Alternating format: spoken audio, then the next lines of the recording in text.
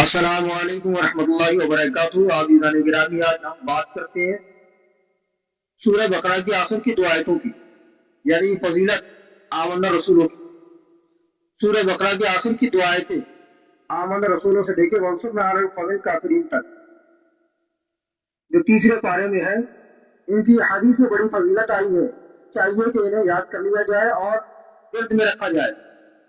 اس کے فضائل میں جو حدیث مروی ہیں ان میں سے چند کا ذکر کیا جاتا ہے، وہ سن لیجیے گا آپ۔ حضرت عبداللہ بن مسعود رضی اللہ تعالیٰ عنہ سے روایت ہے کہ وہ فرماتے ہیں، جس شخص نے رات میں سورہ بقرہ کا آخر پڑھ لیا اس نے بہت پڑھ لیا اور عمدہ کیا۔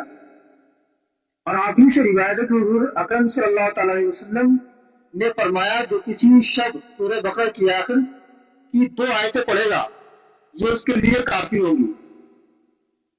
حضور نے فرمایا، سورہ بقرہ کی آخر کی آیتیں مجھے زیر عرش کے خزانے سے ملی ہیں اور مجھ سے پہلے کسی کو نہ ملی۔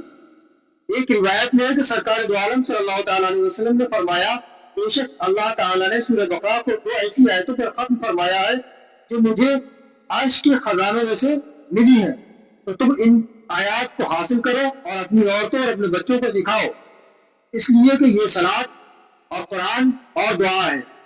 سبحان اللہ، بڑی فضیلت ان آیتوں کی۔ قرآن کریم میں سورہ بقرہ کے آخر کی دو آیتیں، ان کو آپ یاد کر لیں، ان کو پڑھیں، ان کو اپنے عمل میں لائیں اور ان سے فائدے حاصل کریں۔ میرے عزیزوں، میرے دوستوں، اگر ویڈیو اچھا لگا ہے تو لائک، کمنٹ کریں، شیئر کریں، بنے رہیں ہمارے ساتھ۔ جلد حاضر ہوں گے اچھی سی تعلیمات اور معلومات کے ساتھ۔ تب تک کے لیے اجازت چاہتے ہیں، شکریہ۔ السلام علیکم ورحمۃ اللہ وبرکاتہ۔